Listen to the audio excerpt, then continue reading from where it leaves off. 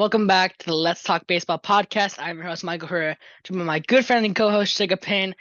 We got finished, hopefully, going through for some of our last teams in his power rankings, 15 through 10. That's our goal today.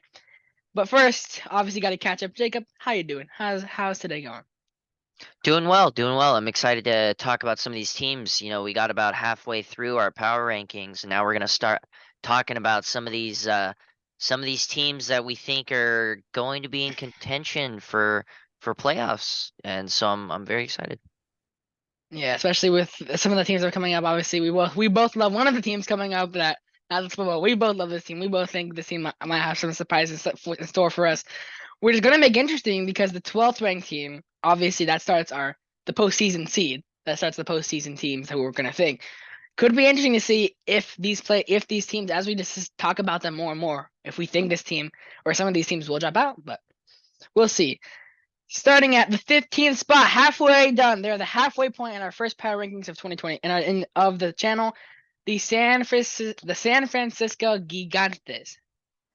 We always have a bias towards them as Dodger fans, but they've had a sad but nice offseason. And the reason it's sad is because not only do you lose Carlos Rodon, who was a stud for you lose Arson Judge, and you lose Carlos Correa.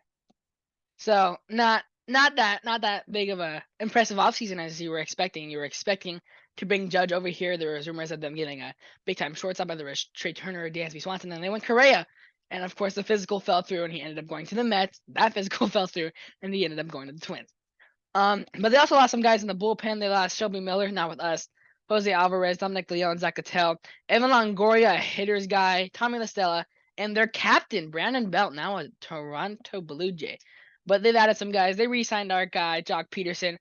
They brought in Mitch Haniger from the Mariners, Ross Stripling, our guy, Sean Manaea, the Dodgers' favorite punching bag, Taylor Rogers to put the Twins together, Luke Jackson, Joe Ross on a minor league deal, Sean Newcomb on a minor league deal, Sergio Romo, his go away year. I kind of like that little signing. He's gonna retire as a Giant, and the big guy Michael Conforto, kind of their biggest move of the offseason.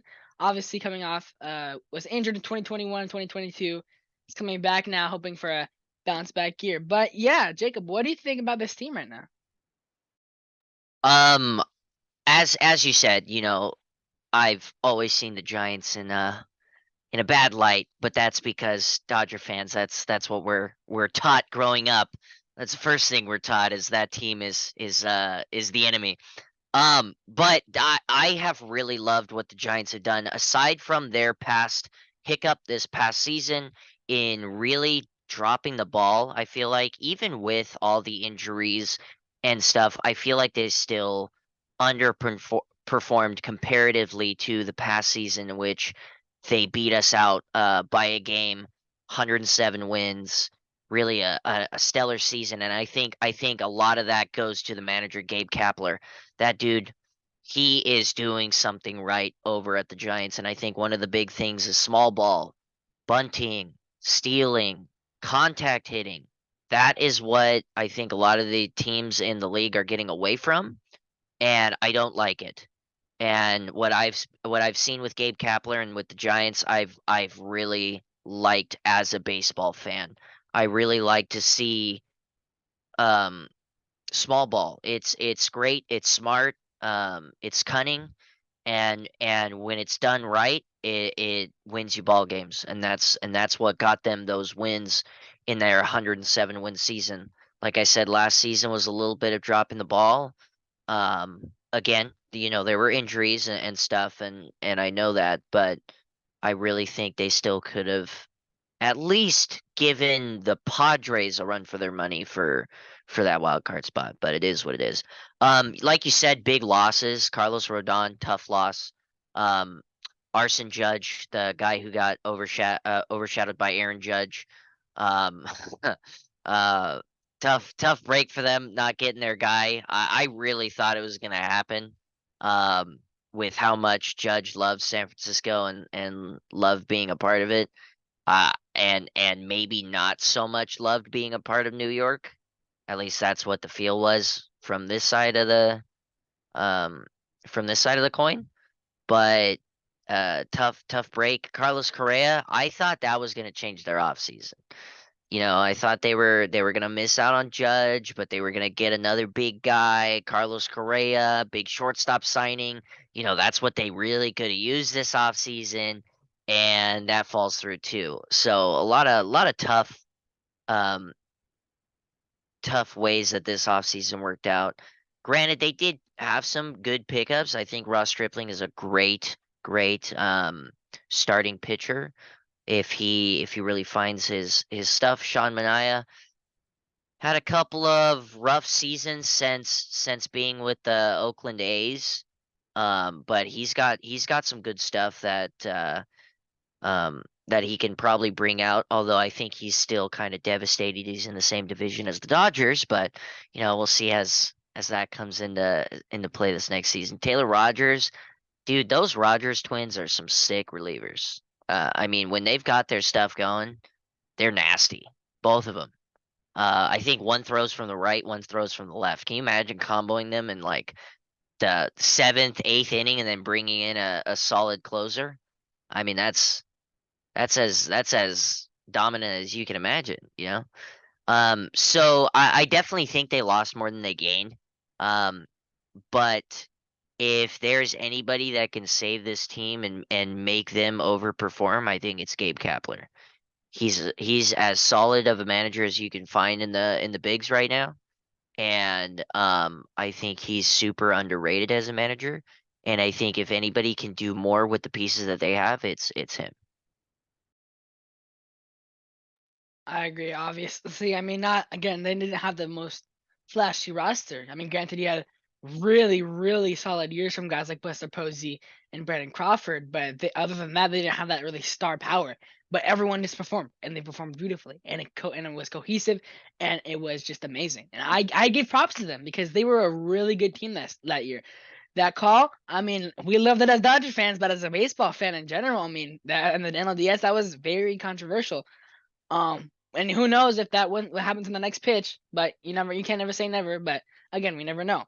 But that team had a legit shot. And they gave us a run for our money in that NLDS. But this team, I feel like I do agree with you that there is more losses than there's more losses than additions on this team. And I feel like a big part of last year was that they are banking on some guys. And I'm not saying that they're not banking on some guys this year, because they most certainly are, but they were really holding up expectations for a few people. One of those guys being Joey Bart. Obviously, Buster Posey being retired, top prospect, looking to him to try and break it out. Was looking great. I think he had a home run in his first game. I don't know if it was his first at bat, but he had a home run. Like, okay, people were saying the next coming of Buster Posey's here, and he just did not. He did not perform. He underperformed throughout the entire season, which was a heartbreak to the Giants fans that I know. They're really hoping for him to break out. Thairo Estrada had a pretty nice season with them. Was looking to be a breakout year. I know a lot of people are choosing him to be their all-star this year, and I kind of agree. I think Thairo is an interesting guy to look forward, because if you're going from this team from 21 to 22 and now 23, 23 might be on paper not the most impressive, but they have some guys there. I mean, their infield is still. You have Thairo Estrada short. You have Lamont, late night Lamont. I've always loved that guy at first. He's gonna get some time there. Third baseman, you do lose Evan Longoria, which I think is a bigger blow than people realize. They most likely will have JD Davis over there. And Brandon Crawford. Sorry, Tyro probably gonna be at second with Crawford. His Gold Glove defense, his bat still not as there last year, but his Gold Glove defense is always there. He's hoping for a bounce back season as it is his contract year. People are saying he might retire after the season, which might be an even bigger blow that Correa didn't sign, because you're losing your franchise shortstop. But overall, I mean, they got some hitters, and I think the hitters will show up in some capacity. You still have an outfield of Conforto, Peterson, and Haniger, which is really, really solid. The past seasons that they had, even Conforto going back to 2021, hoping he can pull it up. I think a really big question of this team will be the rotation, because obviously you have Ross Stripling, who had a nice year last year, but is still kind of a question mark that he's old. Alex Wood, he's had a questionable year last year. Anthony DeSclafani, same with him. Sean Manaea, obviously you're gonna there's going to be that question there. The only two guys I feel like you can count on in this rotation is Logan Webb because he's a stud, and Alex Cobb, who, yeah, the numbers didn't really end pretty last year, but he was one of the most dominant pitchers in the second half. And even looking at that bullpen, I mean, like we said, you got guys like Duvall, Rogers, there were other Rogers, but other than that, there's not that many guys that you can count on that are going to give you a solid 1, 2, 3 inning in the pen or a solid 5, 6 innings in the rotation. So that's where I think that this question of this team lies. Their over under is at 81.5 games, the same as the Los Angeles Angels. And just by saying that, I want to go over just because I know they're better than the Angels. But I think I am going to go over, not for that reason, just because, I mean, even though it's the Giants, because, like, you expect them to be better than Diamondbacks. On paper, they should be better than Diamondbacks. And I'm not, like, we both went over with the Diamondbacks. I almost went under with this team, but looking at where they are, you can definitely expect, if everything goes right for them, a third place. And you can probably maybe expect if some things go bad for some other teams, a wild card spot. Because they're still a pretty good team, I know. Speaking of things that go bad, obviously prayers to Rhys Hoskins to a speedy recovery. Don't know if you saw that today. Torn ACL on the no contact injury at first. He's gone for the season contract year. He's one of my favorite players in the game. Obviously, he hopes he can come back as soon as he can. But I think there's going to be tiny blows like that through little teams throughout the season that are going to be on the brink of that postseason, which might push another team over the edge. And I think Rhys Hoskins being out for the year is a huge blow than people realize for the Phillies, and I think that might open up a spot for the Giants. Yeah, I think personally I'm gonna go with the under for the Giants. I know I was talking highly of their manager, which I absolutely do believe that if there is somebody who can make something happen with these smaller pieces, it's Gabe Kapler. But I don't know that they have what it takes to compete in 162 games. A lot of these guys, I feel like, are very streaky guys. You know, you have Jock Peterson, who's very streaky, very clutch, but mostly we've only really seen him perform in playoffs. Which, hey, it's great to have that guy in the playoffs, but during a regular old 162 game season, he's not really that spark of the offense. You know, I think that's what they were looking for when they were going after Carlos Correa and Aaron Judge. You know, you want those guys who can just light up a ball club by sending a ball over into McCovey Cove. Um, and I don't see that on this roster. Now, granted, like we were saying, things could happen. They could play well. Everybody could hit stride. Some of the rookies could come out and show up. Tyro Estrada could have a very early career year going for him. Brandon Crawford could roll back the years and just absolutely light everything on fire. I mean, there's possibilities for all of that. I just don't know how well they can reproduce that type of energy over a 162 game season. So I'm gonna go for the under, but I don't think it's gonna be by much. I think it's gonna be quite close to it. Yeah, we'll definitely see the Giants have been a question mark of this offseason. And another question mark of this offseason, whether it's trade rumors for the big boys at shortstop and pitching, or just general, what is you doing? The Milwaukee Brewers, they're our 14th ranked team, and they've lost like 5 guys from their starting lineup last year. They lost Jace Peterson, Andrew McCutchen, Omar Narvaez was 2 years removed from an All-Star. Hunter Renfroe, a guy who shows up, who's expected to show up for Anaheim. Trevor Rosenthal, Colton Wong, another guy, Taylor Rogers, Brad Boxberger, Brent Suter, Dyson Topa, Trevor Gott, and Esteury Ruiz. But they got some guys in return, and their moves are they're kind of sneaky. Jesse Winker is a sneaky move. I think he and Christian Yelich are going to be best friends because Winker still has that pop and Yelich still has that contact, and I think they're going to help each other a lot with that. Wade Miley coming back, Abraham Toro, Jansen Junk, Ellis Peguero, William Contreras, Wilson Contreras' brother. They're in the same division, and I love for all the little shots we're gonna see from this year. But that was a sneaky move. They just got in and got an all-star catcher from the Braves in that trade.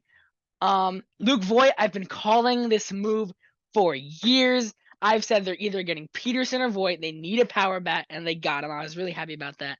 Brian Anderson from the Marlins, Josh VanMeter, Owen Miller, and Tyler Naquin. Obviously, they crapped the bed in 2022 because they were expected to win the division. They were a really good team, and they're not a big spender team, which is why you're not going to see this team go out and spend big money on big time free agents. But they get the job done. Craig Counsell, obviously a guy who gets the job done. Same thing with the Giants. They're not going to have the most flashy off seasons, but they have managers that can go out there and get the job done. Rowdy Tellez and Luis Urias, sorry, obviously had really nice WBCs. And if you can get seasons like that out of Rowdy and Urias and sprinkle some of that throughout this entire lineup, they're going to be in a great spot for contention. But I think a big question mark will be the trade that might happen. Yeah, I think that is the big question is, do these guys trade their big pieces? And I think it's really dependent on what this season looks like. I know we have them ranked pretty high here at 14, just missing playoffs, and I think that's fair. But I also think that the Brewers are one of those teams where we can see them soar up to, fifth, sixth ranked in the league and just I wouldn't say overperform, but perform at their peak, or we can see them shit the bed like we've seen them do in past years and collapse right at the end of the year, right near the finish line, and even miss playoffs. And I think because one of their big pieces that they ended up losing in Josh Hader, I thought was a big blow. Turns out it's not as big of a blow because Josh Hader went to the Padres and absolutely did nothing. And Devin Williams showed up and just really filled the closer role in an electric way. So I think, and like you were touching on before, the Brewers are not big spenders, and they never have been. And they have always been able to, in past years, put up some rosters that make noise with little to no money being spent, which is great for them, right? But we're at this point where we're kind of in limbo of, are we competitive? Are we not competitive? Are we going to ditch the former Cy Young winner? Are we not? And I think that question lies in how well are they going to be doing by middle of the season. If Corbin Burnes is looking great, if Willy Adames is looking great, possibly if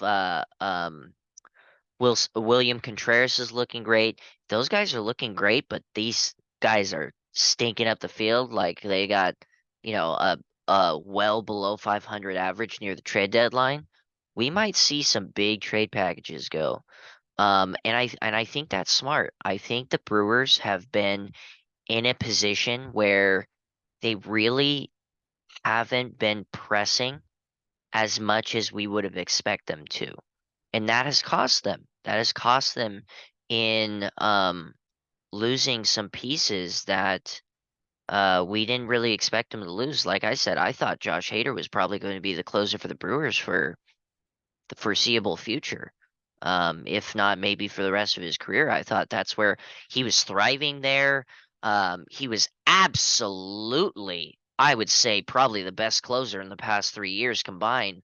Just, I mean, I know we faced the Brewers a couple of times, especially in postseason. He was the last guy I ever wanted to see. I know the Dodgers could hit off Corbin Burnes. I know they could hit off of Brandon Woodruff. I did not want to see Josh Hader in the ending innings with the Brewers having a lead. And now That we was get to see him in a Padres uniform. Yay!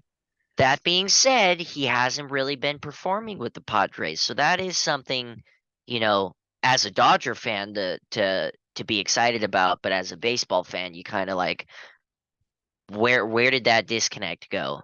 Why did the Brewers feel like they needed to get rid of him?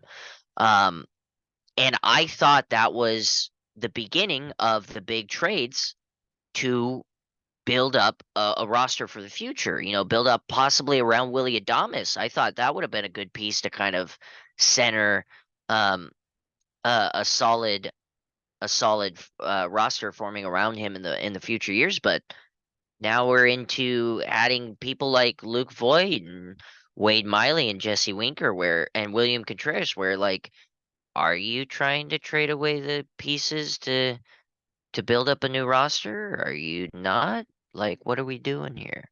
So I'm a little confused at what the Brewers are doing, but who knows? Maybe they can come out swinging and just absolutely light the Central on fire, which is very plausible, seeing as though the only other currently competitive team is the Cardinals, and by currently competitive, I mean the number one team in the Central. Um, but there's plenty of room for the Brewers to expand on what they did last season, and that being missing out on the playoffs. Um, if we can see them play well, if we can see them all hit stride, if we can see Corbin Burns return to that Cy Young form, um, whether or not they play well, that still spells good for the Brewers because if he can build up his trade value even more, not to say that he needs to because he's been a stellar pitcher over the past few years, but either way. Um, what is the over under for the Brewers? The over under for the Brewers is at 85.5. Okay, all right, so we're getting a little high there. I'm gonna say under.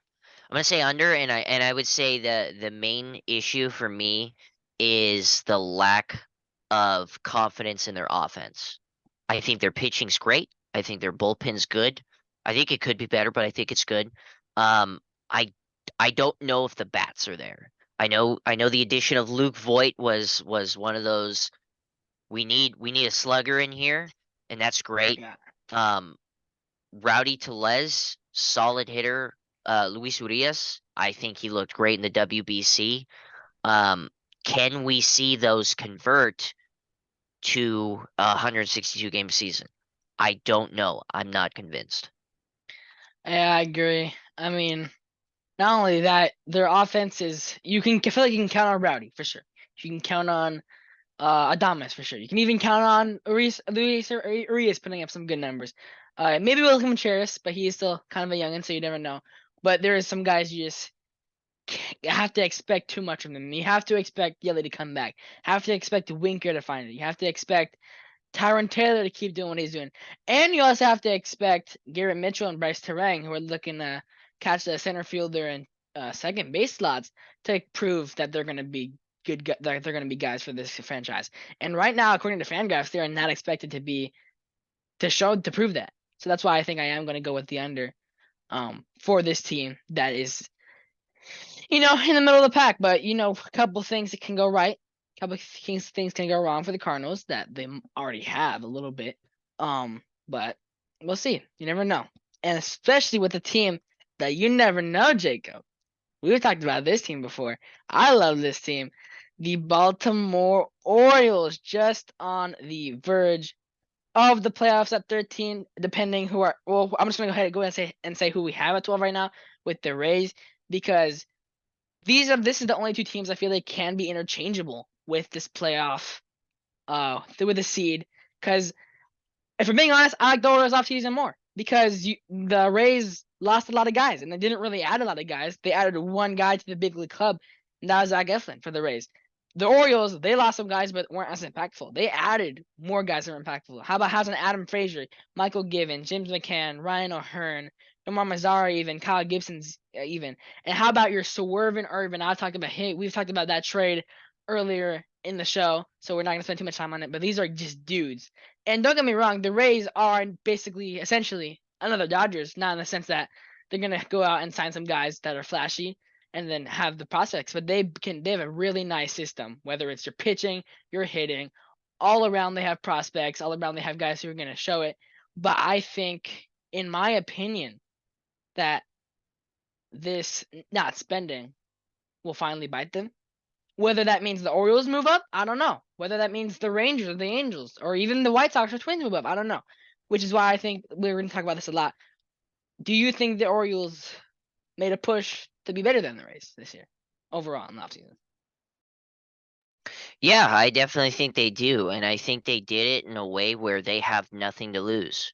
They didn't go out and spend $500 million like the Mets to make a strong push to be World Series candidates. You know what they did? They made some small, underrated moves that lend themselves to being very, very flexible this season, right?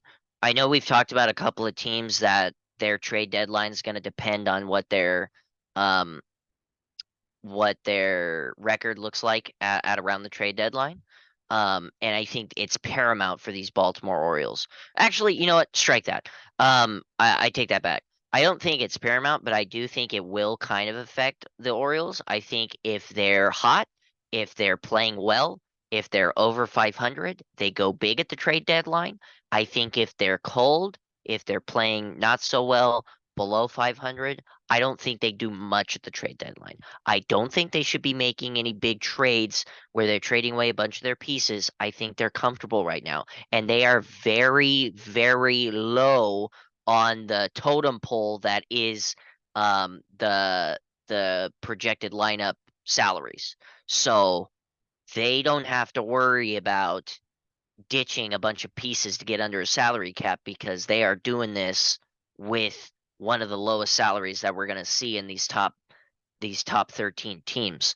Um, and you know, the Orioles right now they have no pressure. At least they shouldn't. They have the momentum, they have the ability to be whatever they want to be this season and nobody turning a blind eye. If they come in fifth in this division, who cares? They're in a division with the Red Sox, Rays, Yankees, and Blue Jays. Who cares if they're fifth in this division? Nobody's going to say, wow, they severely underperformed by losing to all those teams. I like what as long as they don't completely bottom out like they have in previous seasons and get 50 wins, they're going to be okay. Like they're not going to be looked down upon because they come in last place. Now that's the good thing.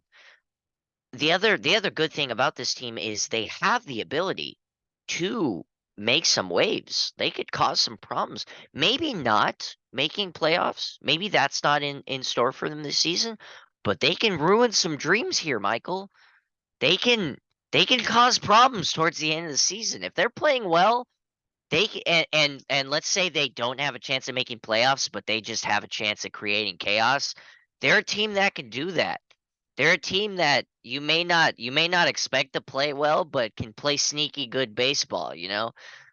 Win games that you don't quite expect them to win. So I'm looking forward to seeing these Orioles perform. And you know, and again, I the great thing about this team is they have zero expectations. They really don't, and they shouldn't because they didn't go huge in the off season, which we were kind of expecting them to, but it's okay. They made some sneaky good moves. I think the Adam Frazier move is a great move. Um, a great semi-veteran to add to the roster of talent. Um, so like they they're in a great spot to do whatever they want to do and really not have any repercussions like from the baseball community. At least I personally don't think so because like I said, they're if they come in last place as long as it's not 50 wins, um it's almost kind of what we expected, but at the same time we totally see this team performing well. Yeah, I agree. And I'm rooting for this Orioles team because there's more guys you can count on. I feel like from this offense, at least from here, from the Rays, because there are some guys on the Rays that they lost. They lost Mike Zunino, so they are banking on Francisco Mejia getting that full job. Kevin Kiermaier obviously got in there, banking on Jose Siri figuring out. And I think the Rays on paper, obviously, I think the fact that they're a great developing team obviously helps them. But like you said, they can cause chaos because I think the Rays and the Orioles are going to be fighting for that third wild card spot unless something happens with the White Sox or the Twins or even the Rangers or the Angels. But I think overall this last wild card spot in the AL will come down to these two teams. And depending on how this how this first month, I feel like we might talk about a lot about this AL East and these NL West and these closer divisions based off this month that we're going to see from March and April and September. And the over-unders for the Orioles, that is 77. And the Tampa Bay Rays is 89. I'm going to go with the Orioles over because I like this team. And I think that they're going to have guys show up that you don't expect. I think Ryan Mountcastle and Austin Hayes are going to pop off in the outfield. I think Cedric Mullen's going to come back, have a nice bounce back here. Do I think that means playoffs? I don't think so just yet. I think the Rays slightly have the edge. But at the same time, I am going to go with the under for the Rays, and here's why. Just because 89 games is a lot for this team, especially when you're going to play with the Yankees and the Astros and the Blue Jays and even the Orioles, who are better. And don't forget about the balanced schedule. Yeah, you're facing worse teams, but you're also facing better teams. They're going to face the Phillies, the Mets, the Braves, the Dodgers, the Guardians, everybody.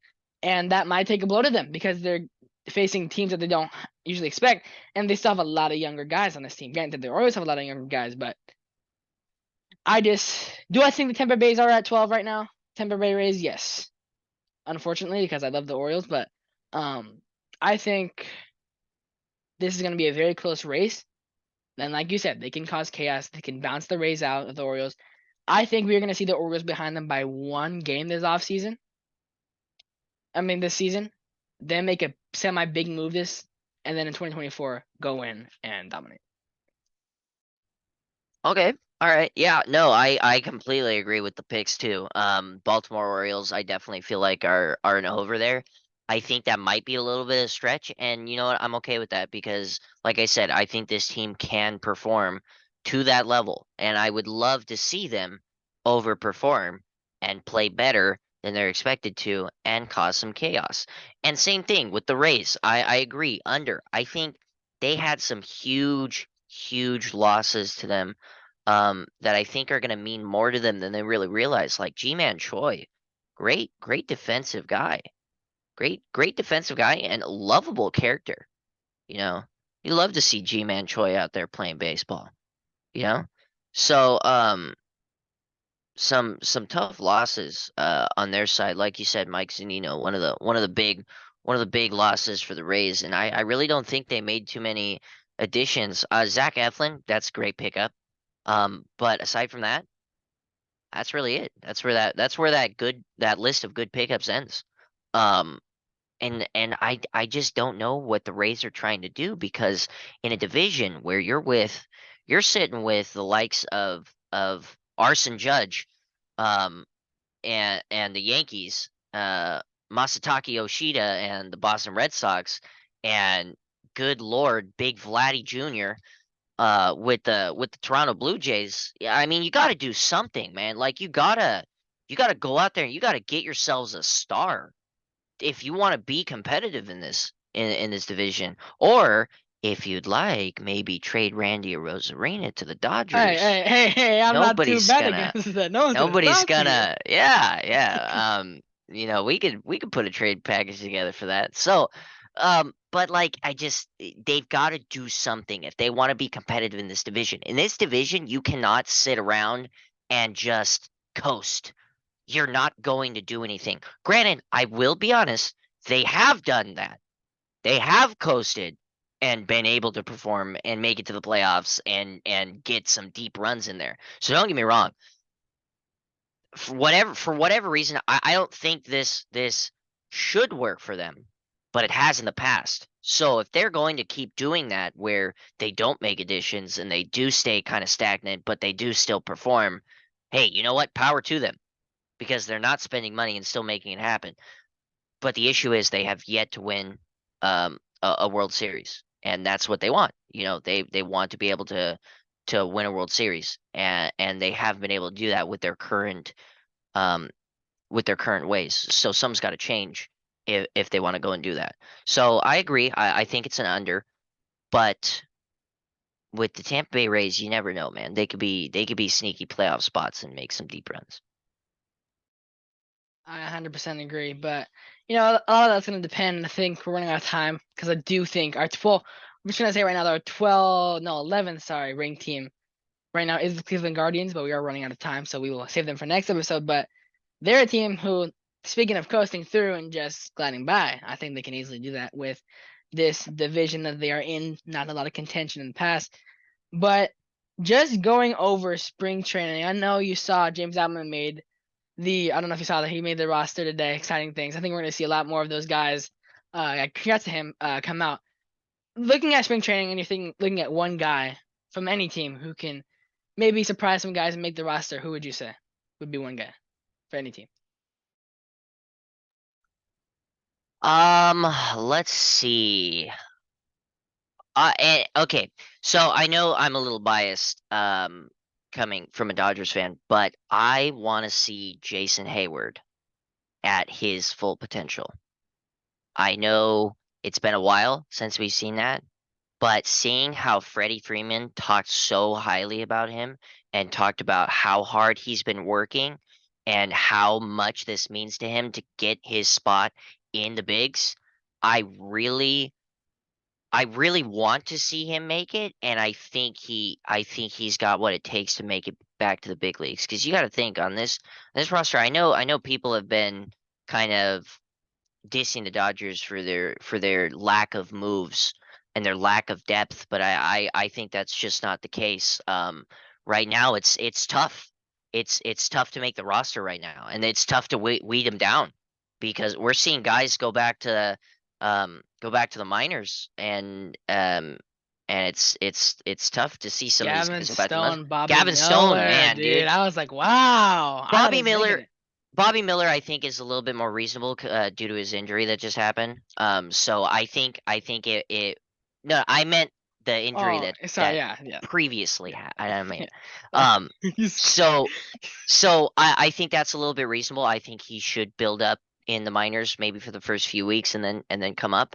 Gavin Stone, I thought was a little bit of a big hit because I thought he's been on fire, and I thought he might have been able to make his case for being the fifth starter while Gonsolin's out.